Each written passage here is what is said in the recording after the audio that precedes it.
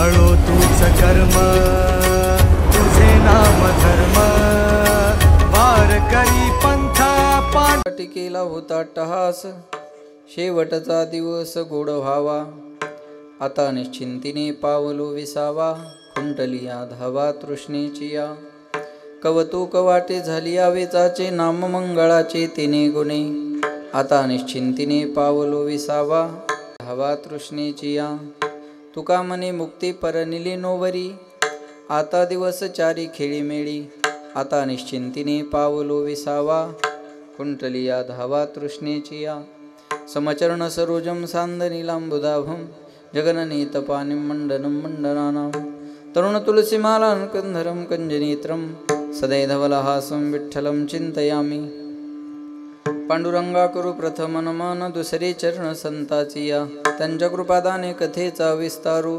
बाबाजी सद्गुरु दास तुका शुक्लं ब्रह्म विचारसार परमा मध्यम जगद्व्यापिनी विना पुस्तकधारिणी मभेदां जड्यंधकारापहा हस्ते स्फाटिकमालिकां विदधतीं पद्मासने संस्थितां वन्दे तां परमेश्वरीं भगवतीं बुद्धिं प्रदा शारदां महायोगपीठे तटे भीमरथ्यां मुरुं पुण्डरीकाय धातुं मुनीन्द्रैः समागत्य तिष्ठन्तमानन्दकन्दं परब्रह्मलिङ्गं भजे पाण्डुरङ्गं नीलाम्बुजश्यामलकोमलाङ्गं सीतासमारोपितवामभागं पानोमासायतचारुचापं नमामि रामं रघुवंशनाथं जय जय श्रीराधारमण जय जय नवल किशोर जय गोपी चित्तचोर प्रभू जय जय माखन चोर जयांचे किलिया स्मरण होय सकळ विद्यांचे दिगरण तेच बंधू श्री चरण श्री गुरुचे ते नमस्कारोनी आता याजसाठी केला होता टहास शेवटचा दिवस गोड व्हावा आता निश्चिंतीने पावलो विसावा खुंटली या धावा तृष्णेची या प्रस्तुत प्राप्त प्रसंगी प्राप्त स्थळी चिंतनरूपी सेवेकरता निवडलेला अभंग याचे यावत भूतलावर जन्माला आलेल्या जडजीवाचा उद्धार करण्याकरिता आपला देह अखंड जिजीवणारे वितराग संपन्न पंचमेध निर्माते महाराष्ट्रभूषण देवनिवासी जगद्गुरु जगदवंदनीय सकल कंठभूषित ज्ञानेश्वरी जगद्गुरु तुकोबाराय यांचा उत्कृष्ट असा चार चरणाचा आपला शेवट कशानं गोड झाला याचं प्रतिपादन करणारा अभंग सेवेकरता निवडलेला आहे। या अभंगावर यथामती यथा अवकाश जशी जमेल अशा प्रकारे तूच जशी जमेल अशा प्रकारे बुट बुट पिलू नाही ते त्या सोन्याच्या पायात सेवेकरता निवडलेला अभंग तुकोबारायांचा आहे। जगद्गुरु तुकाराम महाराज या अभंगामध्ये आपला शेवट कसा गोड झाला याचं हे बघा, ज्यांच्या पायात पाता ही सांगायची वेळच येऊ, पण ज्यांच्या पायात असेल त्याने सीट खाली घ्या, बरोबर ना, चप्पल वगैरे काढून आपलं जवळच ठेवा, असं चापून पाच जा, मधात मधात हात लावत जा, काय सांगता येते महाराज, अवघड काळ आलाय आता सध्या, आहे का नाही। सेवेकरता निवडलेला अभंग तुकोबारायांचा आहे। जगद्गुरु तुकाराम महाराज या अभंगामध्ये आपला शेवट कसा गोड झाला याचं प्रतिपादन करतायत। अभंगाचं विश्लेषण करण्याच्या अगोदर तुकाराम महाराज या अभंगामध्ये आपला आला का हो, जमलं का आता, बरं लक्ष द्या। सेवेकरता निवडलेला अभंग तुकोबारायांचा आहे। जगद्गुरु तुकाराम महाराज या अभंगामध्ये आपला शेवट कसा गोड झाला, आता लक्ष द्या माझ्याकडे, याचं प्रतिपादन करतात। अभंगाचं विश्लेषण करण्याच्या अगोदर परिहार द्यायचा, तो म्हणजे असा, आपल्या या नागेश्वर गावामध्ये आहे ना, नागेश्वर नगरामध्ये कैलासवासी सांडू सखाराम शिरसाट यांच्या प्रथम पुण्यस्मरणाच्या निमित्ताने हा कार्यक्रम त्यांच्या तिघाही सुपुत्रांनी आयोजित केलेला आहे। त्यामध्ये दादाराव दादा, पांडुरंग दादा आणि नामदेव दादा यांनी हा कार्यक्रम या ठिकाणी आयोजित केला आणि त्या निमित्ताने ही कीर्तनाची सेवा साहेबांचे मित्र असणारे कोलते टाकळीचे काकडे साहेब आणि त्यांनी फोन केला आणि म्हटले आमच्या मित्राकडे असा कार्यक्रम आहे आणि म्हणून हा तुमच्या सगळ्यांच्या दर्शनाचा सुयोग या ठिकाणी आलेला आहे। आणि त्या निमित्तानं महाराष्ट्रातील नामवंत मृदंग वादक हरिभक्त पारायण मृदंग विशारद उमेश महाराज या ठिकाणी आहेत, ज्यांचं गोड गायन आपण या ठिकाणी ऐकलं। त्या हरिभक्त पारायण आमचे संगीत विशारद कृष्णा महाराज, संगीत विशारद आमचे अमोल महाराज, आणि ज्यांचं सुंदर मार्गदर्शन या कार्यक्रमासाठी आहे। काय गोड गात होते महाराज, हे सगळे अजब माणसं येते, पण हे अजब रावाने आणले आहे का नाही, हे अजब आहे का। म्हणून अजबराव महाराजांच्यामुळे ही सगळी मंडळी या ठिकाणी उपस्थित आहे. साऊंडवाले दादा आणि आमचे शूटिंगवाले गजर हरिनामाचा आहे ना, गजर हरिनामाचा यूट्यूब चॅनलवाले दादा वैजापूरवरून तेही या ठिकाणी उपस्थित आहेत. आणि तुम्ही बहुसंख्येने असणारे श्रोते मंडळी खाली बसा. तरुण मंडळ बसा. दादा उभे राहिले माणसं निवडून बी आली, आता बसायचे दिवस आहेत 4 वर्षात, आहे का नाही, ताण नाही. म्हणून तुम्हा सगळ्यांना या ठिकाणी धन्यवाद देतो. सर्वांच्या चरणी विनम्र अभिवादन आणि सेवेला सुरुवात. विठाला विठाला सेवेकरता निवडलेला अभंग तुकोबारायांचा आहे. जगद्गुरु तुकाराम महाराज अभंगामध्ये सांगतात, मी जीवनामध्ये जो अट्टहास केला तो या दिवसासाठी, याजसाठी केला होता अट्टहास. कोणत्या दिवसासाठी? शेवटचा दिवस गोड व्हावा. सेवेकरता निवडलेल्या अभंगामध्ये तुकाराम महाराज म्हणतात, मी जीवनामध्ये जो अट्टहास केला तो या दिवसासाठी. कोणत्या दिवसासाठी? शेवटचा दिवस गोड व्हावा. आता शेवट आयुष्याचा का शेवट जन्म मरणाचा का शेवट साधनेचा? नेमका शेवट कोणता? मरण हा माणसाच्या जीवनातला शेवट नाही बरं का. माणसं म्हणतात हा माणूस मेला बाबा, आता याचा शेवट झाला. शेवट झाला नाही. तो मेला की त्याला पुन्हा जन्माला यावं लागणार आहे. पुनरपि जननम पुनरपि मरणम पुनरपि जननी जठरे शयनम य संसारे खलदुस्तारे कृपया पारे पाहे मुरारे भज गोविंदम गोविंदम भज मोडमते. पुन्हा जन्माला येणं पुन्हा मरणं हे जोपर्यंत चालू आहे तोपर्यंत आपला शेवट गोड झालेला नाही. किती वेळा जन्मा यावे नित्य व्हावे फजित. जन्माला येणं आणि मरणं हे आपलं सारखं चालूच आहे ना, मग हा शेवट गोड झालेला नाही. आपलं साध्य आपल्याला मिळणं आपला शेवट गोड होणं आहे. नरदेहात आल्यानंतर माणसाचं साध्य काय? नरदेहात आल्यानंतर माणसाचं साध्य आहे भगवत प्राप्ती. जगाचा मालक ज्या दिवशी भेटला त्या दिवशी म्हणायचं याजसाठी केला होता अट्टहास. जगाचा मालक भेटला की म्हणायचं शेवटचा दिवस गोड व्हावा. जगाचा मालक भेटला की म्हणायचं आता निश्चिंतीने पावलो विसावा. आणि जगाचा मालक भेटला की म्हणायचं खुंटली या धावा तृष्णेची या. आता आमच्या जीवनात कोणती तृष्णा राहिलेली नाही. कृष्णा, आता आमच्या जीवनात कोणती तृष्णा राहिलेली नाही. तृष्णा म्हणजे तहान. आपल्या प्रत्येकाच्या जीवनात तहान आहे. कोई लोकेशनाशी ग्रसित आहे तो कोई वित्तेशनाशी ग्रसित आहे. बघा, कुणाला नाव कमवावं ही तरी तहान आहे, तर कुणाला पैसा कमवावं ही तरी तहान आहे. तहान नाही असा माणूसच नाही. हा कोणी म्हणाल हा पैशाला हात लावत नाही, मग त्याला नावाची तरी तहान आहे ना. लक्षात येते माझं बोलणं? कुणाला नावाची तहान आहे तर कुणाला पैशाची तहान आहे, पण तहान आहे. आणि कोणतीच तहान नसली तर एक तहान सगळ्यांना आहे. काही माणसं म्हणतात काही नको हो महाराज जीवनामध्ये, फक्त काय पाहिजे आता? शांती पाहिजे. काय म्हणतात माणसं? काही नको दुसरं जीवनात, काय पाहिजे? शांती पाहिजे. बरोबर आहे. वाक्य लक्षपूर्वक आहे का? तरुण पोरं आहे भरपूर आहेत, त्यांना चांगलं कळेल माझी भाषा. शांती की इच्छा चाहते हो, बरोबर आहे. शांति की इच्छा चाहते हो तो पहिले इच्छा को शांत करो. शांती मिळवण्याची इच्छा असेल तर इच्छेला शांत करणं पहिलं आव्हान आहे. लेकिन ये इच्छा बड़ी बेवफा होती है, पूरी होते ही बदल जाती है. एक इच्छा पूर्ण झाली की पुढची इच्छा सर माणसाच्या समोर लगेच उभी राहत असते. असं आहे ना. माणसाचं आणि इच्छेचं नातं आहे जसं महावितरणचं आणि पावसाचं नातं आहे ना. वाटीभर जरी पाऊस पडला तर दिवसभर लाईट नसती, आहे का नाही. यांचं जसं नातं आहे तसं या इच्छेचं आणि माणसाचं नातं आहे. इच्छा माणसाला जगू देत नाही आणि माणूस इच्छेला मरू देत नाही. कोवा दरिद्रो ही विशाल तृष्णा. ज्याची तहान संपत नाही तो दरिद्री आहे. महाराज म्हणले आता आमच्या जीवनात कोणती तहान शिल्लक राहिलेली नाही. कुंटली या धावा तृष्णेची या. लोक म्हटले ही क्रांती तुमच्या जीवनात घडली ती कशानं? म्हणले नाम मंगळाचे तेने गुणे, कवतूक वाटे झाली या वेचाचे. नाम मंगळाचे तेने गुणे. भगवंताच्या मंगल नामाने एवढी मोठी क्रांती केली. काय क्रांती केली? माझा शेवट गोड झाला, माझी धावाधाव संपली, माझ्या जीवनात कोणती तहान शिल्लक राहिलेली नाही. आणि ज्या मुक्तीसाठी लोक रात्रंदिवस धडपड करतात ती मुक्ती आमची नवरी झाली. तो का म्हणे मुक्ती परनिली नोवरी. आता दिवस चारी खेळी मेळी. आता 4 दिवस खेळी मेळी याचा अर्थ 4ही मुक्ती आम्हाला खेळण्यासाठी सुखकर झाल्या. जे पाटे ते बोला. देवाची ये द्वारी उभा क्षणभरी तेने मुक्ती 4. मग हे आता दिवस 4 म्हणजे 4 मुक्ती आम्हाला खेळण्यासाठी सुखकर झाल्या. आता मुक्तीबरोबर लग्न लागल्यावर टेन्शन घेण्याचं काम आहे का? बोला. मुक्तीबरोबर लग्न लागल्यावर टेन्शन घेण्याचं काम नाही. मी उदाहरण सांगतो म्हणजे कळेल बरं का साहेब. बायको तहसीलदार असावी, वाळूचं टिपर असावं. आता कळली का भाषा तुम्हाला? काय ताण घेण्याचं काम आहे का महाराज? बोला. तसं मुक्तीबरोबर एकदा लग्न लागलं की टेन्शन घेण्याचं काम नाही. आता दिवस चारी खेळी मेळी, आता निश्चिंतीने पावलो विसावा, कुंटलिया धावा तृष्णेची या, असा अभंगाचा माझ्या बुद्धीप्रमाणे सरळ अर्थ आहे. प्रत्येक माणसाच्या जीवनातले 2 दिवस महत्त्वाचे असतात. बोलत चला. एक येण्याचा दिवस आणि दुसरा जाण्याचा दिवस. ज्याला येण्याचा दिवस मिळतो त्याला जाण्याचा दिवस मिळत असतो. ज्याचं बारसं झालं त्याचं तेरसं होणार. आया है सो जाएगा राजा रंक फकीर, कोई सिंहासन चढ गया कोई बांध गया जंजीर.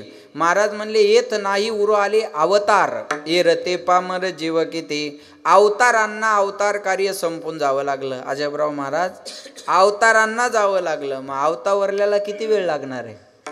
उपजलिया पिंडा मरण सांगाते, मरते उपजते सवेची ते. महाराज म्हणले जन्म आले बाळ त्याची वाट पाहे काळ. ज्या दिवशी बाळ जन्माला आलं ना त्या दिवशीपासून काळ त्याची वाट पाहत असतो. घडी घडी काळ वाट याची पाहे, अजून किती आहे अवकाश. प्रत्येक क्षणाला काळ आपली वाट पाहत बसलेला असतो. आयुष्य मोजा वया बैसला मापारी, तुकारे व्यवहारे संसाराच्या. महाराज म्हणले एका स्मशानभूमीत असं छान लिहिलेलं होतं बघा.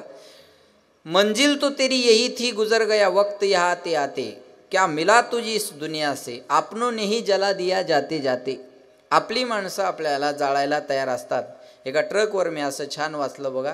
आता हे रात्रंदिवस रस्त्यावर असल्यामुळं काही काही अभ्यास रस्त्याने सुद्धा होतो. आता आम्ही रात्रंदिवस रस्त्यात का आहे? आम्हाला रसच त्यात आहे.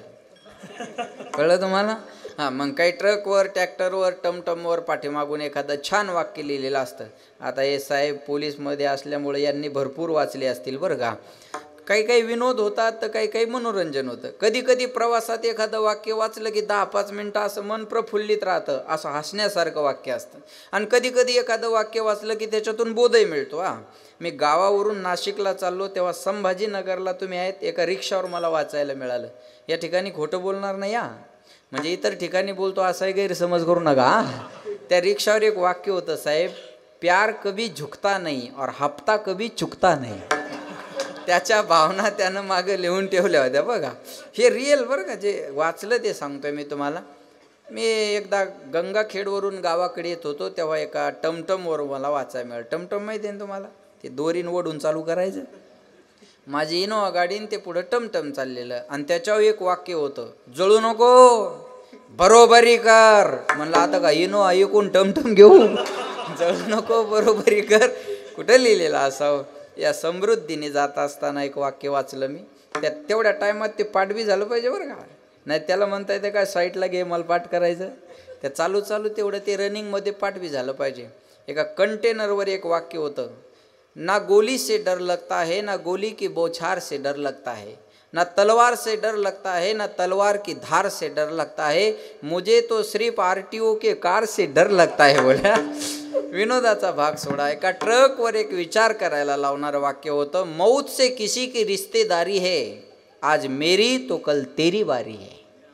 आज मी गेलो उद्या तुला जावं लागणार. हेच महाराजाच्या अभंगात, एक पहा तसा एकाची दहने, सावध त्या गुन्हेगारे नव्हा. बरं कुठं काय लिहावं हे कळलं बी पाहिजे बरं का. या निवडणुकीच्या धामधुमीत एका उत्साही कार्यकर्त्यानं मशानभूमीतच लिहिलं, 2024ला साहेब येणार म्हणजे येणार. ज्यांना कळलं त्यांना धन्यवाद. विठाला विठाला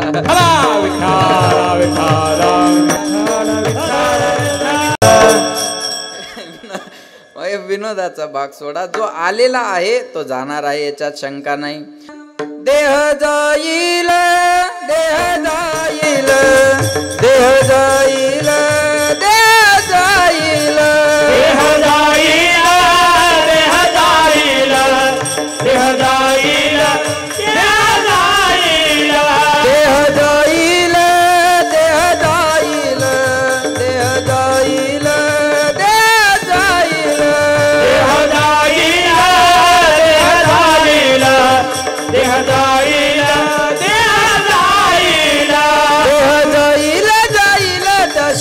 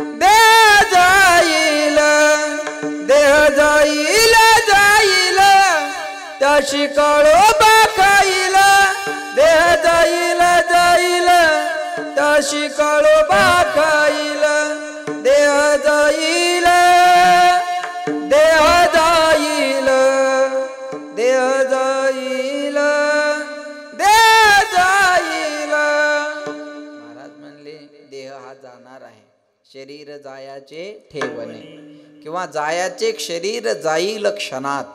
कहा गोपीनाथ पावेचे ना क्षणभंगुर नाही भरवसा.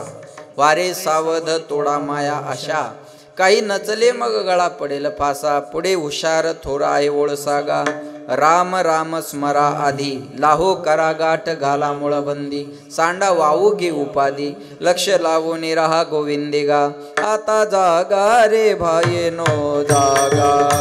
आता जागा रे भाईनो जागा. आता जागा रे भाईनो जागा.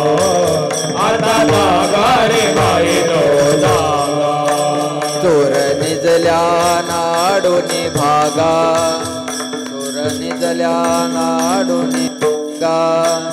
आता जागा रे भाईनो जागा. आता जागा रे भाईनो जागा. आता जागा रे भाईनो जागा. हा चोर निजल्या नाडूने भागा. महाराज म्हणले आता जाग व्हा. लक्ष देऊन ऐका बरं का. जाग व्हा म्हणजे सावध व्हा असा त्याचा अर्थ आहे. बरोबर आहे ना. जाग व्हा म्हणजे कुठं चालली बाई जागा म्हणले ना ते जागायला लागले भाऊ बिचारे आहे का नाही. जाग होण्याची गरज आहे. लक्षात ठेवा जो आलेला आहे तो जाणार आहे. म्हणतात सज धज के जब मौत की शहजादी आएगी ना सोना कमाएगा ना चांदी आएगी. सज धज के जब मौत की शहजादी आएगी ना सोना कमाएगा ना सोनू आएगी. महाराज म्हणले लक्ष द्या. एकदा बोलावणं आलं की मेरू तुल्य पृथ्वी दिदल्या स्वर्ण न मिळे एक क्षण नरदेह. एक दिन तेरी भी डोली निकल जाएगी.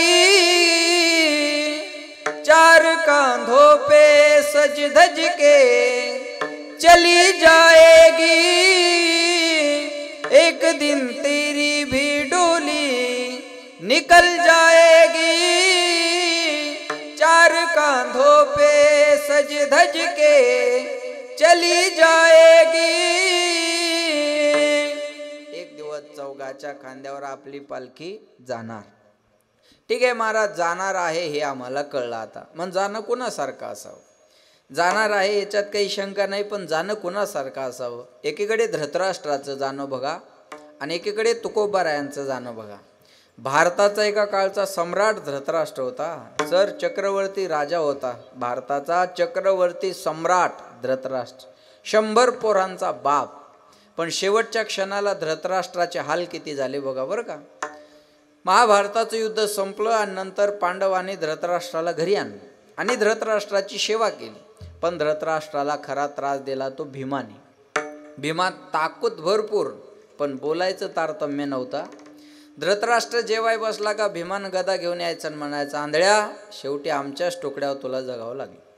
पण आम्हाला कुत्र्याला सांभाळणं जड नाही तसं तुला सांभाळणं जड नाही. कुत्र्याला चतकोर अर्धी भाकर टाकतो, तुला 1-2 खाऊ घालतो, याच्यापेक्षा तुझ्याबद्दल आमच्या अंतःकरणात मोठी जागा नाही. आणि तुझे अन्न खातो या अन्नाचा घास तुझ्या मुलाच्या रक्ताच्या थेंबानं बनलेला आहे. बघ तुला जेवायचं का नाही जेवायचं. असं बोलल्यावर कोणाला जेवा वाटेल. या बोलण्याला धृतराष्ट्र कंटाळला. लक्ष देऊन आहे का बरं का. असं बोलल्यानंतर जेवा वाटेल का कोणाला. बोलणं कळत नाही काही लोकांना. बरं मी आजारी पडलो माया हो आणि आमच्या गल्लीतल्या बाया मला भेटायला आल्या. ऐकताय ना तुम्ही महिला ऐकताय ना. हां आमच्या गल्लीतल्या बाया मला भेटायला आल्या. म्हणे महाराज काय झालं. म्हणलं एवढू नको दम दरदर्शी आहे मी अजून. म्हणे महाराज काय झालं. म्हणलं ताप आला.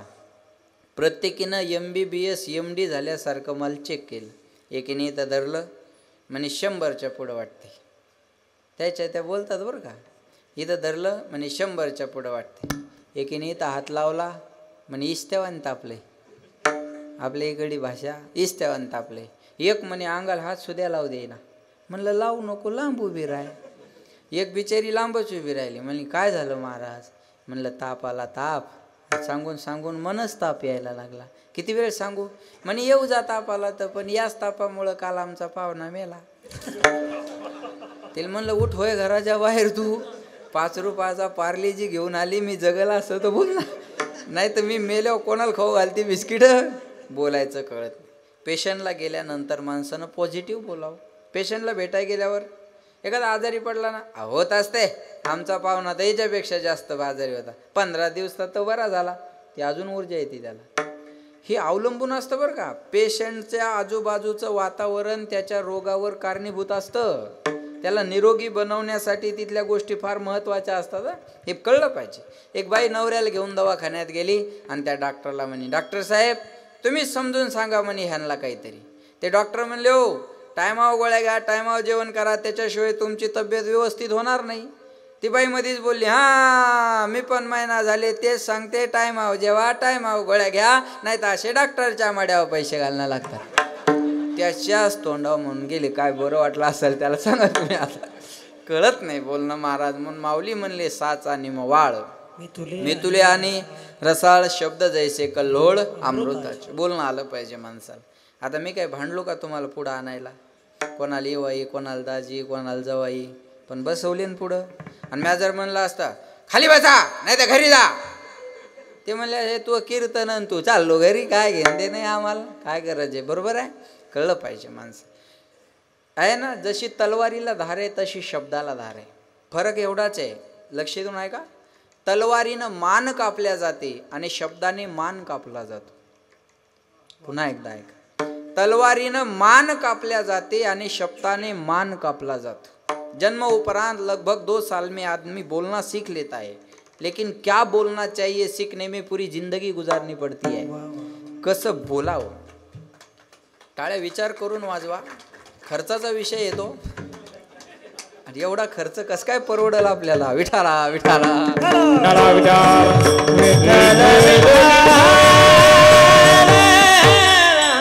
बोलो ऐसा बोले जेने बोले विठ्ठल डोले. बोलणं आलं पाहिजे माणसाला. ज्याला बोलणं आलं त्यानं जग जिंकलं भाई और बहनों.